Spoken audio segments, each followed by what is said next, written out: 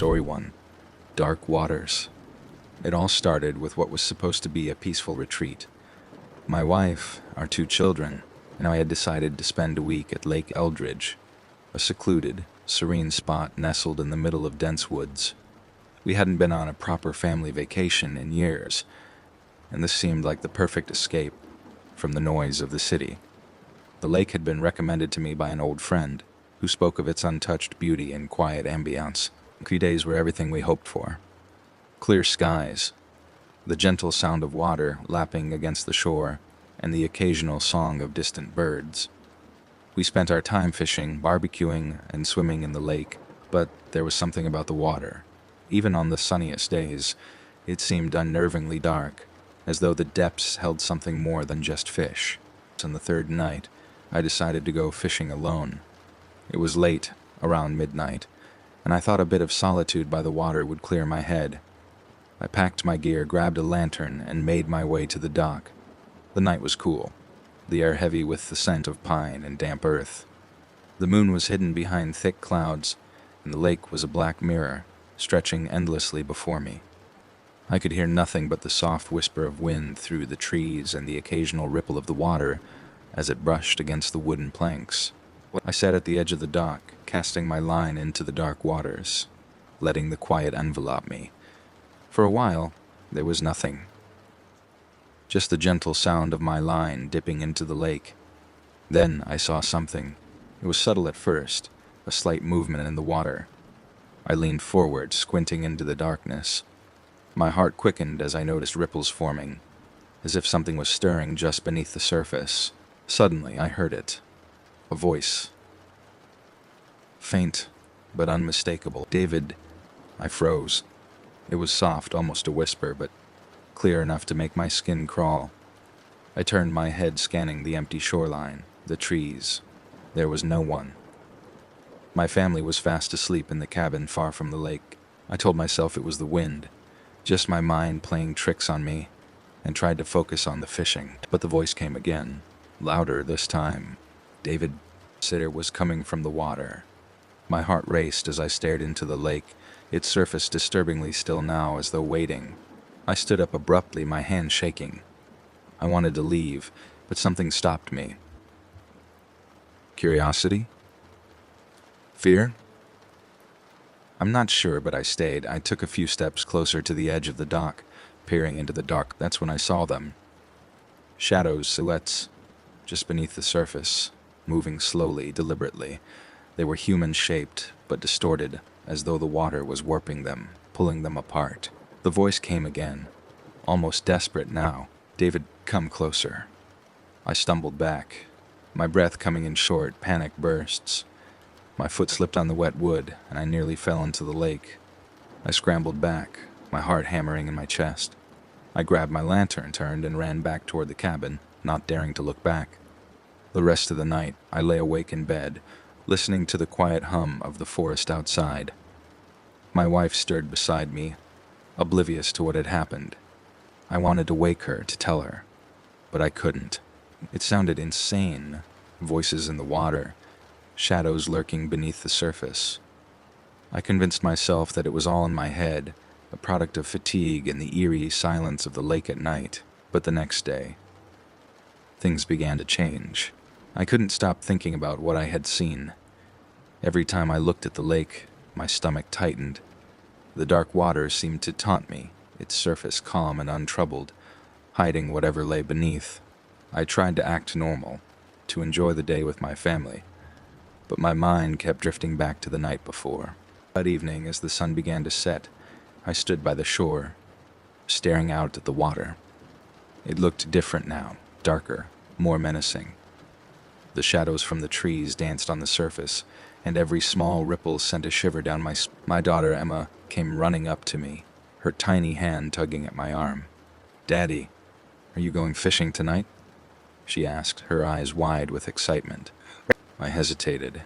The thought of going back out there alone in the dark filled me with a deep, inexplicable dread. But I didn't want to scare her, so I forced a smile. "Maybe tomorrow," I said, ruffling her hair. That night, I lay in bed, staring at the ceiling, unable to sleep. The image of the shadows in the water replayed over and over in my mind. I could still hear the voice calling my name, faint but insistent. It wasn't just a hallucination. It was real. Something was in that lake, something that knew me. That at around 3 a.m. I heard a noise, a soft splashing sound coming from outside. My heart skipped a beat as I sat up, listening. The cabin was quiet, my family fast asleep. But the splashing continued, rhythmic, deliberate. It was coming from the lake. I slipped out of bed, careful not to wake my wife, and crept to the window. The moon had broken through the clouds now, casting a pale light over the water. And there, standing at the edge of the dock, was a figure. It was too far to see clearly, but I could make out the shape of a person, tall and thin, staring out at the lake. My breath caught in my throat as the figure turned slowly, its head tilting upward as if it could see me watching. Then, in a single fluid motion, it stepped off the dock and disappeared into the water. I backed away from the window, my heart pounding in my chest. I wanted to scream, to wake my wife, but the words caught in my throat. What could I say? That there was a ghost, a shadow, something from the depths of the lake? She wouldn't believe me. Hell, I barely believed it myself. The next morning, I felt like a man walking in a dream. The sunlight seemed too bright, the air too still. My family went about their day as usual, unaware of the growing terror gnawing at me. I couldn't stop thinking about the figure I had seen, the way it had vanished into the water as though it had never been there. By noon, I couldn't take it anymore. I grabbed my fishing gear and headed down to the dock, determined to face whatever was lurking beneath the surface. The lake was eerily calm, its dark waters reflecting the sky like a black mirror. I sat at the edge of the dock, casting my line, waiting. Hours passed. Nothing happened. The sun began to set, casting long shadows across the water. Just as I was about to reel in my line and call it a night, I heard it again. David. The voice was soft, barely a whisper, but unmistakable. My blood ran cold as I looked around, my eyes scanning the shoreline, the trees, the dock. There was no one, just me and the lake. Then, without warning, the water began to ripple slowly at first, then faster, as though something massive was moving beneath the surface. I stood up, my pulse racing, my mind screaming at me to run, but I couldn't move. I was rooted to the spot, staring in horror as the water began to churn, frothing and bubbling like a pot about to boil over. And then I saw him again, the shadows rising from the depths, their distorted forms reaching toward me. The shadows moved slowly, deliberately, their shapes more defined this time. I could make out the outline of arms, hands, faces even, though they were grotesquely twisted as if the water was pulling their features apart. My body froze, paralyzed by a fear I'd never known. These things, whatever they weren't just reflections or tricks of the light. They were real, and they were getting closer. David, the voice again, clearer now and far too close for comfort. It was coming from beneath the water, echoing through the air as if it were carried by the wind itself. I stepped back, finally breaking free from my paralysis. My heart raced as I stumbled toward the shore, desperate to escape the pull of whatever was lurking beneath the surface. But something held me back. I don't know if it was curiosity, stupidity, or some other force I couldn't explain, but instead of running, I found myself standing at the edge of the dock, staring down into the water. The shadows were just below the surface now, so close I could see them clearly. They looked human, but something was off. Too pale, too elongated. Their eyes were hollow, their mouths open in silent screams. I stumbled back again, nearly tripping over my own feet, as one of the figures began to rise from the water. Its head broke the surface first, followed by its shoulders and then its arms, which reached toward me with long, bony fingers. I ran. I ran faster than I ever thought I could, my feet slipping on the wet wood of the dock as I sprinted back toward the cabin. I didn't stop until I was inside, slamming the door behind me and locking it, as if that simple act could protect me from what I had just seen. My heart pounded in my chest as I leaned against the door, trying to catch my breath. My wife was sitting on the couch, reading a book. She looked up at me, her face full of concern. "David, what's wrong? You look like you've seen a ghost." I opened my mouth to tell her, but the words wouldn't come. How could I explain what I had just witnessed without sounding insane? I shook my head. Nothing. I lied. I just thought I saw something out by the lake, but it was probably just a She frowned but didn't press me further. I went to bed that night with a sinking feeling in my chest, dreading the nightmares that I knew would follow. But the worst part wasn't the nightmares. It was the feeling of something watching me, waiting for me to close my eyes so it could get closer. The next morning, I woke up with a sense of unease that I couldn't shake. Every time I glanced at the lake through the window, my stomach twisted into knots. I told myself it was just my imagination, that the shadows in the water were nothing more than a figment of my overactive mind. But deep down, I knew better. We spent the day as usual, swimming in the lake, grilling food by the cabin, and taking in the beauty of the surrounding forest. But I couldn't enjoy any of it. Every time I looked at the water, I felt like something was watching me, waiting for me to come closer. One evening, as the sun began to set, I found myself standing by the shore again, staring out at the dark water. I don't know why I kept going back to it. It was like I was being drawn to it, pulled in by some invisible force. I couldn't explain it, but every fiber of my being told me to stay away. And yet, I couldn't. As I stood there, lost in thought, my wife came up beside me. "You've been acting strange lately," she said softly, her voice full of concern. "Is everything okay?" I hesitated, unsure of how to answer. I didn't want to burden her with the strange things I had been seeing, but I couldn't keep it all bottled up either. I'd been hearing things, I admitted, my voice barely above a whisper, and seeing things. In the water, she looked at me, her brow furrowed in confusion. "What do you mean, like fish or something?" "No," I said quickly, shaking my head. "Not fish. Shadows." She stared at me for a moment, then sighed. "David, you've been under a lot of stress lately. Maybe you just need to take it easy. We came here to relax, remember?" I wanted to believe her, to write it all off as stress or exhaustion. But I couldn't shake the feeling that something was wrong, terribly wrong. At night, I made the decision not to go near the lake again. Whatever was in that water, I didn't want any part of it. But as fate would have it, I wouldn't get a choice. At around 2, Emma woke up to the sound of footsteps. Soft, shuffling footsteps outside the cabin, moving slowly, deliberately. My heart raced as I sat up in bed, straining to listen. My wife was still asleep beside me, her breathing slow and steady. But the footsteps, they were real. They were right outside. I crept out of bed, careful not to make a sound, and moved toward the window. I pulled back the curtain just enough to peek outside, my breath catching in my throat. Standing at the edge of the dock was the same figure I had seen the night before, tall and thin, its face obscured by shadows. It stood there, unmoving, staring out at the lake. My stomach churned as I realized it wasn't alone. More figures, identical to the first, were rising from the water, their bodies pale and distorted. They moved slowly, emerging from the lake one by one, their hollow eyes fixed on the cabin. I stepped back from the window, my heart pounding in my chest. I didn't know what to do. I felt trapped like a caged animal. I couldn't go outside, not with those things waiting for me, but I couldn't stay in the cabin either. They were coming for me. I knew it. Just then, I heard a knock at the door. It was soft at first, barely audible, but then it came again, louder this time. I stared at the door, my mind racing.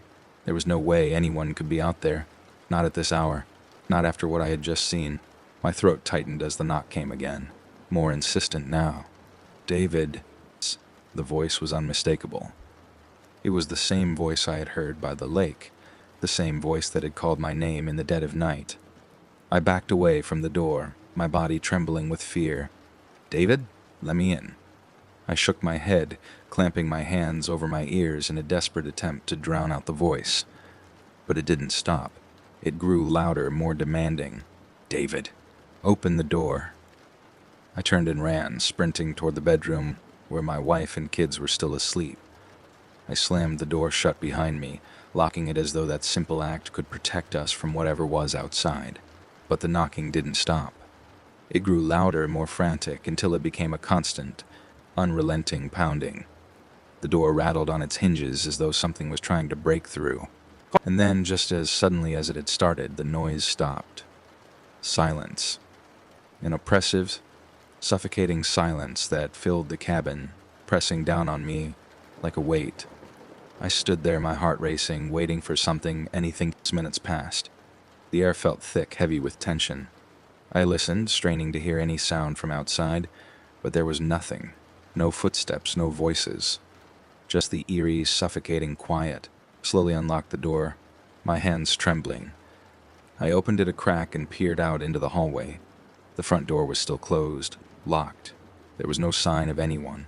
No shadowy figures, no pale faces peeking through the windows. For a brief, foolish moment, I allowed myself to believe that it was over. That whatever had been haunting me had finally gone away. But deep down I knew better. As I turned to go back to bed, I heard it again. Faint, almost a whisper coming from somewhere outside. "David, the water is waiting." My blood turned to ice. I knew this wasn't over. Whatever was in that lake wasn't going to let me go. Not yet. And the worst part was, I had no idea why. The days following that night blurred into a haze of dread. No matter what I did, the sense of impending doom clung to me like a wet, suffocating blanket. The lake's surface, which once looked serene under the sunlight, now appeared as a gaping maw. Silent, waiting, and somehow aware of my every movement. Even though my wife and kids seemed oblivious to the shift, I knew something had changed. The water had marked me. The voice haunted my every moment, whispering my name in the rustle of the trees, the gurgling of the creek behind the cabin, and even in the wind itself. And no matter how much I tried to brush it off as stress or lack of sleep, deep down I knew it wasn't something I could escape from. My wife noticed, of course. How could she not? I was barely eating, barely speaking, lost in a constant state of hypervigilance. At night, I sat by the window, staring at the black surface of the lake, waiting for the shadows to rise again. I didn't dare leave the cabin after sunset. Not anymore. "David," she said softly one evening, sitting beside me on the porch. "You're scaring me. You need to talk to me." "What's going on?" I opened my mouth, but no words came. How could I explain it? How could I tell her that I had seen something? Something unnatural, something I couldn't understand, and now it was after me. She'd think I'd lost my mind, and maybe I had. But before I could say anything, a scream tore through the air. It was high-pitched, shrill, coming from the direction of the lake. I leapt to my feet, my heart pounding, and ran toward the sound. My wife followed close behind, fear flashing in her eyes. We reached the dock, and there, at the edge, was my son, Kevin. He was standing ankle-deep in the water, his hands trembling at his sides as he stared down into the dark surface. "Kevin," I shouted, sprinting toward him. "Get out of the water." He didn't move. His face was pale, his eyes wide, fixed on something beneath the surface. I grabbed him by the shoulders and yanked him back onto the dock. His body was ice-cold, his skin clammy. "What were you doing?" I demanded, my voice trembling. "What did you see?" He shook his head slowly, still staring at the water. "They were calling me," he whispered, his voice barely audible. "They said they wanted me to come with them." My blood ran cold. "Who?" I asked, shaking him gently. "Who was calling you?" He turned to me, his eyes filled with a strange emptiness. "The people in the water." Panic surged through me. I picked him up and carried him back to the cabin, my wife trailing behind us, her face a mixture of confusion and fear. Once inside, I locked all the doors and pulled the curtains shut, trying to block out the sight of the lake, but I knew it wouldn't help. Whatever was out there had its sights set on my family now. At night, the knocking returned. It started softly, like the tap of a branch against the window, but it grew louder, more insistent, until the entire cabin seemed to vibrate with the force of it. My wife and kids huddled in the bedroom, terrified, while I stood in the hallway, staring at the front door. I knew what was on the other side. I could feel it. The figures in the water, the shadows that had called my name. They were here. They had followed us, and they weren't going to leave until they got what they wanted. The knocking stopped. Silence. Then the voice. "David, open the door." I backed away, shaking my head, my body trembling with fear. "David, let us in." The voice was so close now, so real, as if the thing was standing just inches from me, separated only by the thin wooden door. "Please," it whispered. "Let us in." I don't know what possessed me, but my hand reached for the doorknob. I stopped myself just in time, my heart racing. Whatever was out there wasn't human. I couldn't let it in. I couldn't. Suddenly, the floor beneath me creaked. I looked down, and for a moment, I could have sworn I saw water pooling at my feet. Dark, murky water, seeping through the cracks in the floorboards, creeping toward me like tendrils of some unseen force. I stumbled back, my mind racing. The lake was coming for us, for me. But why? And then it hit me. This wasn't about what I had done. It was about what I'd ignored, what I had pushed deep into the recesses of my mind and pretended wasn't there. The water, the figures. They weren't just some random supernatural force. They were my fears, my guilt, my regrets. All the things I had tried to bury, to escape from, were rising to the surface now, demanding to be acknowledged. And they weren't going to stop until I faced them. I ran to the bedroom and grabbed my family. "We have to leave," I said urgently. My wife looked at me, confused. "David, what's going on? Why are you acting like this?" "There's no time to explain," I said, pulling her and the kids toward the door. "We need to go." We rushed out of the cabin, into the cold night air. The forest was eerily quiet, the only sound the rustle of leaves underfoot as we made our way toward the car. But as we reached the driveway, I heard it again. "David." I stopped in my tracks, turning toward the lake. The water was still, too still, and then slowly the surface began to ripple. Shapes rose from the depths, the same twisted, distorted figures I had seen before, their hollow eyes fixed on me. "David." Their voices were inescapable, pulling me toward them like a magnet. I took a step forward, then another, until I was standing at the edge of the lake once more. "Dad." Kevin's voice broke through the haze. I turned to see him standing behind me, his eyes wide with fear, and in that moment, I realized what I had to do. I took one last look at the lake, at the shadows that haunted me, and then I stepped back. "No," I said, my voice firm. "You can't have me." The figures stopped, their hollow eyes narrowing. The air around me grew heavy, thick with tension, as if the very world was holding its breath. And then, slowly, they began to sink back into the water. One by one, they disappeared beneath the surface, leaving nothing but ripples in their wake. The voice faded, growing softer and softer, until it was nothing more than a whisper on the wind. I turned and walked back to my family, my heart still racing but lighter somehow, as if a weight had been lifted from my chest. We left the cabin that night and never looked back. But even now, years later, I can't forget the feeling of the water pulling at me, calling my name. It's as if a part of me is still out there, floating just beneath the surface, waiting to be dragged down into the depths. And sometimes, in the dead of night, when everything is still and quiet, I hear it again. "David." The water never forgets, and neither do I. Story 2. Night Train. I don't usually take the train at night. There's something unsettling about traveling through dark, empty landscapes, where the only light is the one flashing briefly through the windows as you pass some distant station. But that night was different. It was late, and I had stayed too long at a friend's place after work. By the time I reached the station, the usual trains had already stopped running. The platforms were deserted, and the only sound was the hum of the city in the distance, muffled by the cold air.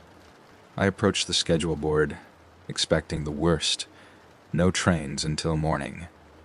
But then, as I scanned the list of times, I saw something strange. There was a train departing in just a few minutes. I didn't recognize the number or the destination. It wasn't listed on any timetable I had seen before. But I was too tired to care. I needed to get home, and if there was a train, I wasn't about to miss it. The platform was eerily quiet, with only the distant hum of electricity running through the tracks. I felt a slight chill, the kind that makes the hair on the back of your neck stand up. But I shook it off, convincing myself it was just the cold, the fatigue. Finally, the train rolled into the station. Its exterior was worn and old, far different from the sleek, modern trains I was used to seeing. There was no announcement, no conductor stepping out to greet passengers. The doors simply slid open with a faint hiss, inviting me in. As I stepped inside, the dim lighting gave everything a sepia tone, casting long shadows in the narrow corridor. The seats were old-fashioned, upholstered in faded fabric that looked like it hadn't been cleaned in years. There were a few passengers scattered throughout the car, their faces obscured by the low light. I found an empty seat near the middle, feeling a wave of discomfort as I sat down. The train didn't feel right. It smelled of dust and something faintly metallic, like old blood. The doors closed, and without so much as a sound, the train began to move. The gentle rocking of the car usually lulled me into a state of relaxation, but not tonight. I kept glancing around, trying to catch a glimpse of the other passengers. They all seemed off. The way they sat, completely still, barely blinking. It was unnatural, like they were waiting for something. But what? I pulled out my phone, hoping to distract myself. But there was no signal. I wasn't surprised. The underground had always been spotty with reception. Still, it felt like another layer of isolation, as if I had just been cut off from the rest of the world. Minutes passed, and the train continued to glide through the darkness. I leaned my head against the window, staring out into the void, but instead of the usual tunnels, I saw something strange. We weren't underground anymore. The train was speeding through what looked like a forest, dense with trees, their branches twisted and gnarled, like hands reaching out toward the train. I could barely make out the moon through the thick canopy, its pale light casting an eerie glow on the landscape. That's when I noticed the reflection in the window. It wasn't mine. I sat up straight, my heart racing as I turned to look behind me. No one was there. I glanced back at the window and the reflection was gone. My breath quickened, and I wiped the sweat from my palms on my jeans. The air around me felt thicker, like it was hard to breathe. Something was wrong. One of the passengers across the aisle shifted, and I looked over, startled. His eyes were wide open now, staring directly at me. I blinked, unsure if I was imagining things, but when I looked again, he hadn't moved. His gaze was fixed, unblinking, and his lips curled into a faint smile, as if he knew something I didn't. I shivered, turning away quickly, but the feeling of being watched lingered. I couldn't shake the sensation that every passenger on this train was aware of me, even if they weren't showing it. I looked around again, more carefully this time. Their faces were clear now, illuminated by the occasional flicker of a passing light. I realized that they were all eerily similar, pale skin, dark eyes, and an expression that could only be described as knowing. They all knew something about me. I wanted to move, to stand up and leave the car, but my legs felt heavy. A part of me knew that I couldn't leave, not yet. I was trapped, bound by some unseen force that held me in place. The train slowed down, and for a brief moment, I thought it was over. I thought I could get off at the next stop and forget about the strange passengers and the unsettling atmosphere. But when we stopped, the doors didn't open. No one moved. The lights flickered, and then the train sped up again, faster this time, the trees outside blurring into dark smears. I leaned forward, trying to control my breathing. I needed to calm down. This was all in my head, I told myself. Just a bad dream, or maybe a trick of the light. But deep down I knew that wasn't true. Something was happening. Something I couldn't explain. Then, the man sitting directly across from me spoke. His voice was low, almost a whisper, but I heard every word clearly, as if he was speaking directly into my mind. "We know your secrets," he said. My heart nearly stopped. I looked up at him, wide-eyed, but he didn't move. His lips weren't even moving anymore. It was like the words had come from somewhere else, some unseen presence that hovered in the air around us. My pulse quickened, and I felt a surge of panic. I stood up abruptly, the sudden movement causing a few heads to turn in my direction. I didn't care. I had to get out of there. I stumbled down the aisle, making my way toward the doors at the far end of the car. But before I could reach them, the train jerked violently, throwing me off balance. I grabbed onto one of the seats for support, my heart pounding in my chest. The lights flickered again, and in that brief moment of darkness, I saw something. A figure standing at the far end of the car, watching me. It was too dark to make out any details, but I could feel its gaze piercing through me. The lights flickered back on, and the figure was gone. I felt a cold sweat break out on my forehead. Every instinct in my body was screaming at me to run, but there was nowhere to go. The train was still speeding through the dark, and there were no stops in sight. I was trapped. Then, a voice came from behind me. Closer this time. "You can't escape us." I turned, my hands shaking, but there was no one there. The other passengers were still sitting silently in their seats as if nothing had happened, but I knew they were all watching me, waiting. I backed away slowly, my breath coming in short, shallow gasps. The air felt thick, like I was breathing through a layer of fog. My mind raced, trying to make sense of what was happening. This couldn't be real. It had to be some kind of nightmare, some trick of my overactive imagination. But it felt real. Suddenly, the train screeched to a halt, the sound of metal grinding against metal echoing through the car. The doors slid open, and I didn't hesitate. I bolted out onto the platform, not caring where I was, just needing to get as far away from that train as possible. The station was empty, silent except for the faint hum of the train behind me. I turned to look, but the doors had already closed, and the train was pulling away, disappearing into the darkness. I stood there on the platform, breathless, watching as the train disappeared into the night. The station around me was unnervingly quiet, like a forgotten place that had been left untouched for years. The air was cold, and my breath came out in short, visible puffs. There were no sounds of people, no footsteps, no distant conversations. It felt like I had stepped out of one nightmare and into another. The train had left no trace behind, as if it had never been there at all. I glanced around, searching for some kind of sign, a schedule, anything that could tell me where I was. But the platform was bare. The walls were covered in layers of grime. The tiles cracked and discolored from years of neglect. I checked my phone again, hoping for some kind of signal, but it was dead. A black screen staring back at me. Of course, I thought. Nothing was going to work here.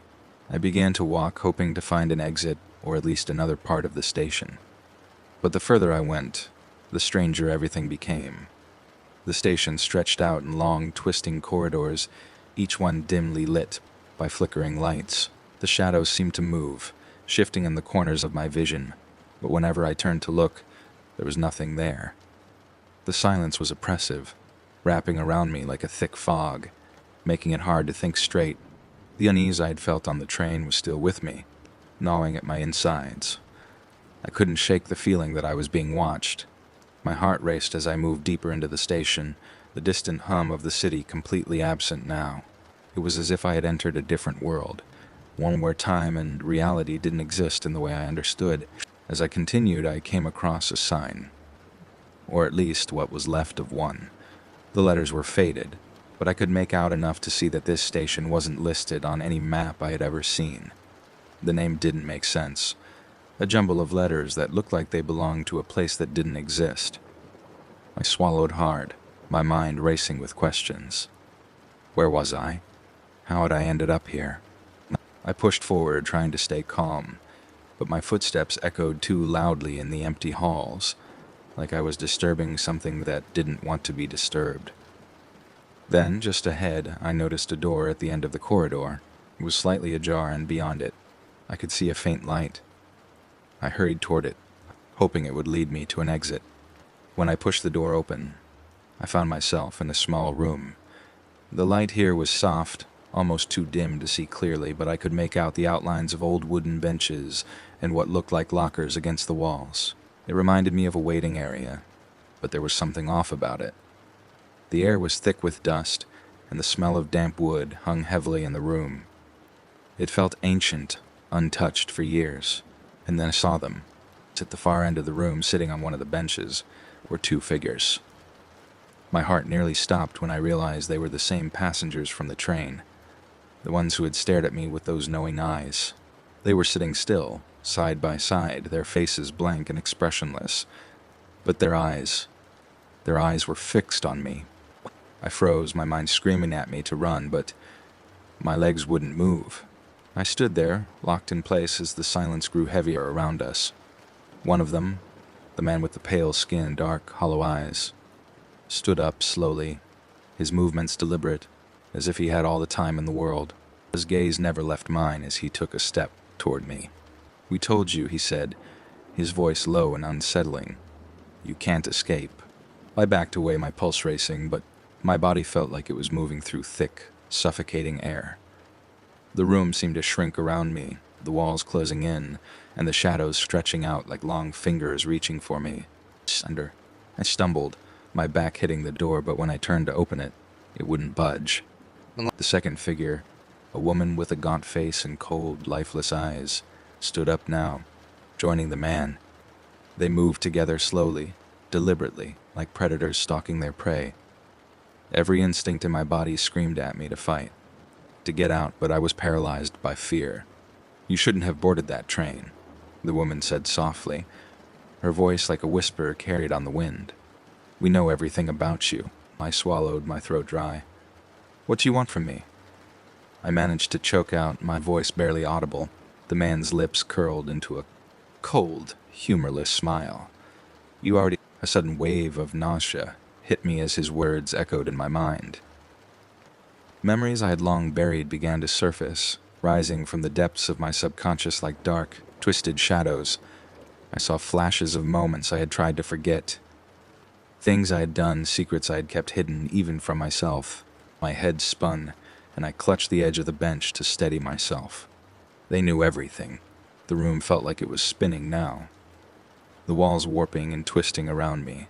My breath came in short gasps, and I could feel the cold sweat trickling down my back.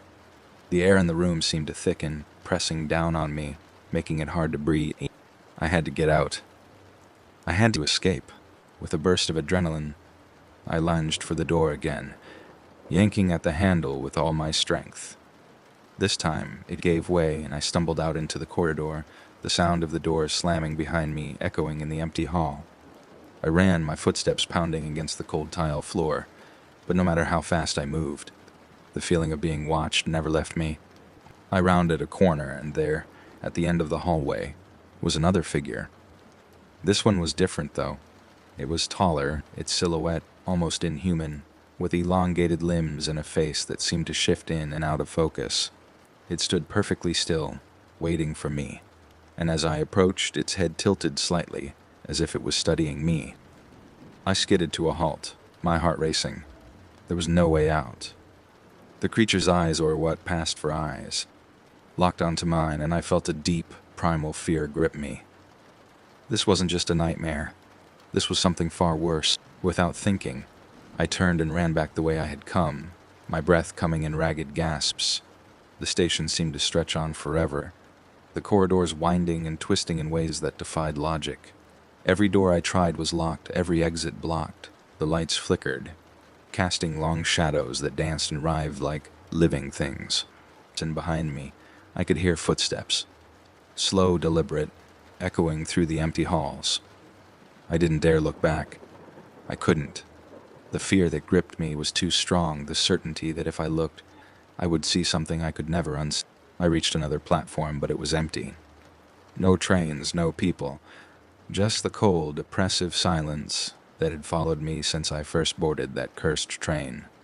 I collapsed onto one of the benches, gasping for breath, my body trembling with exhaustion and fear. I was trapped.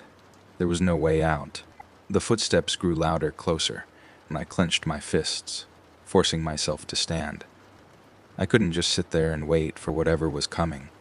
I had to keep moving. But before I could take another step, the air around me seemed to shift. The lights flickered again, and for a brief moment I saw something. A figure standing at the edge of the platform just out of the corner of my eye. I turned quickly, but there was nothing there. My heart pounded in my chest, and I felt the cold sweat dripping down my face. Suddenly I heard a whisper. It was soft, barely audible, but it cut through the silence like a knife. "You can't hide from the truth." My skin crawled, and I turned slowly, my heart hammering in my chest. The man from the train was standing just a few feet away, his dark eyes gleaming in the dim light. He smiled, but it wasn't a comforting smile. And Satan was cold, calculated, and full of malice. "We've been waiting for you," he said, his voice sending a chill down my spine. I took a step back, but there was nowhere to go. The platform stretched out behind me, empty and endless, and I knew that no matter how far I ran, I wouldn't be able to escape. The truth was catching up with me, and there was no way out. The platform stretched endlessly behind me, like an abyss from which there was no escape. The dim light flickered above, casting erratic shadows that danced and twisted with every subtle movement. My breath came in ragged gasps as I faced the man, his cold smile etched into my memory. It's the weight of his words. "We've been waiting for you," pressed down on me like a physical force. "Waiting for me," I croaked, my voice trembling. "Waiting for what?" He took a step closer, his dark eyes never leaving mine. "For you to face," I stumbled backward, my mind racing. The memories from the train, the secrets they had exposed, crashed over me in waves. They weren't just figments of my imagination. They were real, horrifying truths that I had buried deep within myself. The platform seemed to close in around me, the walls pressing tighter with each passing second. The man's presence grew more oppressive, like an inescapable force. The station's silence was almost deafening, broken only by the echoes of my footsteps and the occasional flicker of the lights. "Why are you doing this?" I demanded, desperation coloring my voice. The man's smile widened. "Because you can't escape your past. You can't outrun the truth." I wanted to run, to escape. My legs felt like they were rooted to the spot. I turned and ran down the platform, the sound of my feet pounding against the cold tile, the only indication that I was still moving. But no matter how fast I ran, the sense of dread only grew stronger. The station seemed to warp and stretch, the corridors twisting into impossible angles. I turned corners only to find myself back where I started. The more I tried to escape, the more I realized that I was trapped in a labyrinth with no exit. I came to a halt, gasping for breath, and leaned against the wall, trying to steady myself. The walls seemed to close in, the shadows creeping ever closer. The fear was palpable, a living entity that wrapped around me, squeezing tighter with every passing second. Then from the darkness, I heard a faint sound, a whisper. It was too soft to make out at first, but as I focused, I could hear the voices of the passengers from the train. They were murmuring, their words indistinguishable but filled with an unsettling urgency. I turned, searching for the source of the sound, and saw them, the passengers from the train, standing in the shadows, their eyes gleaming with a knowing light. They were watching me, their expressions a mix of pity and disdain. "You can't run from it," the woman's voice echoed through the darkness. "The truth will always find you." The shadows around me seemed to pulse, and the air grew colder. The station's atmosphere became more oppressive, the very essence of dread hanging thick in the air. I felt an overwhelming sense of being watched, of being judged. I sank to my knees, the weight of the realization hitting me with full force. My secrets, my past, it was all catching up with me. The things I had tried so hard to forget, to bury, were now coming back to haunt me in the most terrifying way possible. The man approached me, his footsteps silent on the cold floor. He knelt beside me, his dark eyes filled with an unsettling depth. "It's time to face what you've done." I closed my eyes, trying to shut out the reality of the situation, but the memories came flooding back. The mistakes, the lies, the moments of darkness I had tried to ignore. Each one was like a knife, cutting through my defenses and exposing the raw, painful truth. The whispers grew louder, merging into a cacophony of voices that seemed to surround me. The station's shadows grew darker, more menacing, as if the very darkness was closing in to swallow me whole. I could feel the cold grip of fear tightening around my chest, making it hard to breathe. I opened my eyes, looking at the man with a mixture of terror and resignation. "What happens now?" I asked, my voice barely a whisper. He didn't answer immediately. Instead, he just stared at me, his expression unreadable. The silence stretched, becoming almost unbearable. Then, just as suddenly as it had started, the silence was shattered. The lights above flickered wildly, and the platform began to tremble. The ground beneath me seemed to shift, as if the entire station was coming apart at the seams. The whispers grew louder, turning into an overwhelming roar that filled the air. I looked around in panic, trying to make sense of what was happening. The walls of the station were cracking, the shadows spilling through the fissures like dark, writhing tendrils. The very fabric of the place was unraveling, and I was caught in the middle of it. Without warning, the floor beneath me gave way, and I fell into darkness. The sensation was disorienting, like being pulled through a tunnel of swirling shadows. My screams were swallowed by the void, and I felt myself being dragged deeper and deeper into the abyss. When I finally came to a stop, I was lying on the ground, gasping for breath. I looked around, trying to understand where I was. The surroundings were different. I was no longer in the station, but in an empty field under a starless sky. The air was eerily still, and the only sound was the distant howl of wind. I struggled to my feet, my mind still reeling from the events that had transpired. The field stretched out before me, endless and empty. There was no sign of the station, no trace of the train or the passengers. It was as if everything had vanished, leaving me alone in this desolate place. I walked forward, hoping to find some kind of clue, some hint of what had happened. But no matter which direction I went, the field remained the same, barren and unchanging. The feeling of being watched was still with me, a constant presence that I couldn't shake. As I walked, I began to realize that the experience on the train, the station, the terrifying encounters, it was all a reflection of something deeper. It wasn't just about escaping a physical place. It was about facing the darkness within myself, the secrets I had hidden away for so long. In the field stretched on endlessly, and as I looked back, I could see the faint outline of the station, like a mirage fading in the distance. It was as if it had never existed, a phantom of my own making, and the truth I'd been forced to confront was something I couldn't easily escape, no matter how far I ran. In the end, I was left alone with my thoughts, my fears, and the unsettling knowledge that no matter where I went, the darkness I had faced on that train would always be a part of me. The station, the train, the passengers, they were all symbols of the internal struggle I had to confront. And the journey had changed me, and though I had escaped the physical nightmare, the shadows of my past would always be there, lurking just out of sight. As the first light of dawn began to break over the horizon, I took one last look at the empty field and turned away. The experience had left me with more questions than answers, but one thing was clear. No matter how far I traveled or how hard I tried to forget, the darkness of my own making would always be a part of me. Story 3. Fate at the Crossroads. It was just past midnight when I found myself at the intersection of Maple Street and Winding Way, a desolate crossroad that had always seemed more an urban myth than a real place. The fog that night hung heavy and unrelenting, curling around the streetlights like ghostly tendrils. It was the kind of fog that made it impossible to see more than a few feet ahead, shrouding everything in a thick, oppressive haze. The air was eerily still, as if the world had come to a sudden halt, waiting for something to happen. I'd been driving for hours, unable to shake a growing sense of dread that seemed to have settled in my gut.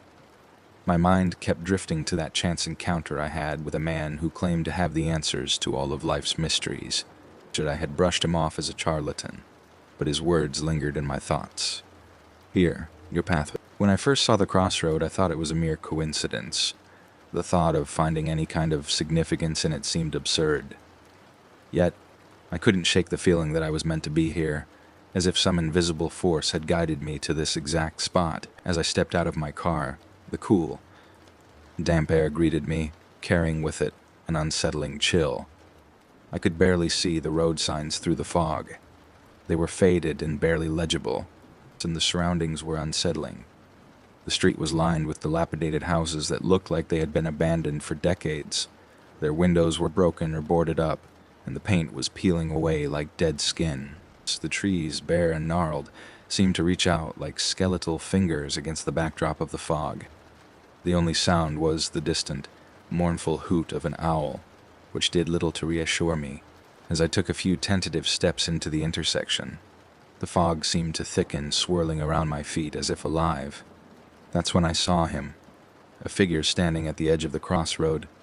He was an old man, his clothes ragged and his posture. His face was obscured by the fog, but his presence was undeniably commanding. I hesitated for a moment, then approached him, driven by a mixture of curiosity and an inexplicable compulsion. "Good evening," I said, my voice trembling slightly. "Do you need help?" The old man didn't immediately respond. He just stood there, his head slightly bowed. When he finally looked up, his eyes were hollow, yet somehow piercing. His gaze seemed to see right through me, and a shiver ran down my spine. "Sure, your path will change," he said in a voice that was raspy yet clear. The words hung in the air like a chilling prophecy. Before I could ask him what he meant, he turned and walked away, disappearing into the thick fog. I watched him go, feeling an unsettling mixture of fear and intrigue. It was as if his words had set something in motion, though I couldn't quite grasp what it was. I spent the rest of the night wandering the crossroad, feeling a growing sense of unease.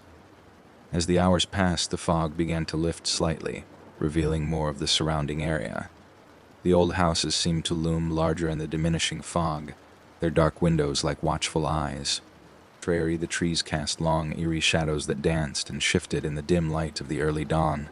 It wasn't until I was about to leave that the first strange occurrence happened. I saw something, or someone, standing by one of the houses. It was a figure indistinguishable from the mist, but it seemed to be watching me. I blinked, and when I looked again, it was gone. My heart pounded in my chest as I quickly got back in my car, feeling as though I had narrowly avoided some unknown threat. The drive back home was unsettling. I couldn't shake the feeling that something was following me, though I saw nothing in my rearview mirror. The streets seemed darker, more foreboding, and every noise seemed amplified in the stillness of the early morning hours. I couldn't help but think that my encounter at the crossroad was just the beginning. So over the next few days, the unsettling events continued. It started with minor disturbancy, misplaced items, unexplained noises, and strange dreams that left me feeling more exhausted than before. But things quickly escalated. I began to see shadowy figures out of the corner of my eye, and they started receiving strange, anonymous phone calls in the middle of the night. The callers never spoke, only breathed heavily into the receiver. One evening, as I was preparing dinner, I noticed a figure standing in the doorway of my kitchen. I whipped around, but there was no one there. The feeling of being watched grew stronger, and I found myself constantly checking over my shoulder. My home, once a place of comfort, now felt like a prison. The final straw came one night when I was woken from a deep sleep by a loud banging noise coming from the basement. The sound was rhythmic and persistent, like someone or something was trying to break through. I hesitated before going down, but curiosity and a sense of duty drove me to investigate. As I descended the stairs, the temperature seemed to drop, and the air grew thick with a musty, decayed smell. The basement was dark, illuminated only by the faint light coming from a single bulb hanging from the ceiling. The banging noise had stopped, but the silence that followed was even more unnerving. I approached the source of the noise, a small, dusty trunk in the corner of the basement. The trunk was old, its leather straps cracked and worn. My hands trembled as I fumbled with the latch and lifted the lid. Inside was a jumble of old papers, faded photographs, and a few worn-out books. Nothing seemed particularly sinister, but as I sifted through the contents, I couldn't shake the feeling that I was on the brink of discovering something important. Then I found it, a small, ornate box buried beneath the papers. It was locked, but the intricate design suggested it was something valuable, something that had been carefully hidden away. I felt a surge of dread as I realized that whatever was inside this box might be connected to the strange events I had been experiencing. I decided to leave the box unopened for the moment and went back upstairs, my mind racing with questions and fears. The old man's words echoed in my mind. "Here, your path will change." I was beginning to understand that my life had irrevocably shifted that night at the crossroad, but I was no closer to understanding why. As I lay in bed that night, I couldn't shake the feeling that something was closing in on me. The shadows in my room seemed to move with a life of their own. and every creak and groan of the house felt like a warning. The dreams that followed were dark and fragmented, filled with images of the old man and the mysterious body. The intersection of Maple Street and Winding Way had set in motion a series of events that I could not explain. As I drifted off to sleep, I felt a profound sense of uncertainty about what was to come. The old man had left me with more questions than answers, and the strange occurrences that followed had only deepened the mystery. The true nature of my path, it seemed, was yet to be revealed. The days turned into a blur of anxiety and fear. I became increasingly paranoid, unable to distinguish reality from my nightmares. Every creak of the house, every flicker of light, felt like a harbinger of something terrible. The once familiar comfort of my home had become a prison, and the sense of dread that had begun at the crossroad had only intensified. One night, as I lay in bed, I was jolted awake by a loud, insistent banging noise coming from the attic. The sound was rhythmic, almost deliberate, like someone or something was trying to get my attention. My heart raced as I grabbed a flashlight and made my way up to the attic, the old wooden stairs groaning beneath my weight. The attic was a cluttered mess of forgotten belongings, old furniture, dusty boxes, and cobweb-covered relics of the past. The banging sound seemed to come from behind a large wooden chest that had been covered with a tattered sheet. I hesitated, feeling a wave of cold sweat on my forehead, but curiosity and fear. I lifted the sheet from the chest, revealing its weathered surface. The banging had stopped, leaving an eerie silence in its wake. With trembling hands, I opened the chest, expecting to find something mundane. Instead, I discovered a collection of old photographs, letters, and artifacts, all of which seemed to be related to the occult. Among the items was a journal, similar to the one I had found in the basement, but this one was more elaborate. It was bound in dark leather, and the pages were filled with detailed sketches of symbols and rituals. As I flipped through the journal, I came across a section that described a powerful ritual intended to bind a person's fate to a particular path, using an intersection as a focal point. My mind raced as I realized the connection between the ritual and my experiences. The crossroad, the old man, and the mysterious events in my life were all part of a larger dark design. I began to piece together the fragments of my life, understanding that my encounter with the old man had been a catalyst, setting off a chain of events that had altered my path in ways I couldn't fully comprehend. The journal also contained detailed instructions for performing the ritual that could potentially reverse the changes in one's fate. The process was complex and required specific conditions that I was now certain were linked to the crossroad and the abandoned. I had to act quickly before the forces at play solidified my new path beyond redemption. At night, I prepared for the ritual. The fog rolled in thick and heavy as I returned to the crossroad, the place where it all began. The atmosphere was charged with an oppressive energy, and the fog seemed to part in anticipation of what was to come. I set up the ritual as described in the journal, placing candles at specific points around the intersection and drawing the symbols in chalk. As I began the incantation, the air grew colder, and a palpable sense of unease enveloped me. The candles flickered erratically, casting long, dancing shadows that twisted and turned in the fog. I could feel a presence, an invisible, malevolent force, watching me, waiting for something to go wrong. Just as I reached the climax of the ritual, a sudden gust of wind extinguished the candles, plunging me into darkness. The fog thickened, swirling around me like a living entity. I could hear whispers in the darkness, voices speaking in a language I couldn't understand. Panic surged through me as I struggled to remember the next steps of the ritual. A figure emerged from the fog, the old man. His presence was more imposing than ever, and his eyes glowed with an eerie light. He approached me, and I felt an overwhelming sense of dread. "You cannot undo what has been set in motion," he said, his voice echoing with a dark resonance. "The path you walk is now intertwined with forces beyond your control." Despite his words, I pressed on, determined to complete the ritual. The fog seemed to resist, pushing back against my efforts. The old man's form began to waver, as if he were a mere illusion. Desperation fueled my actions, and I finished the incantation with a final, forceful declaration. A blinding light erupted from the intersection, pushing the fog away and casting everything into sharp relief. The presence I had felt vanished, and the air grew still.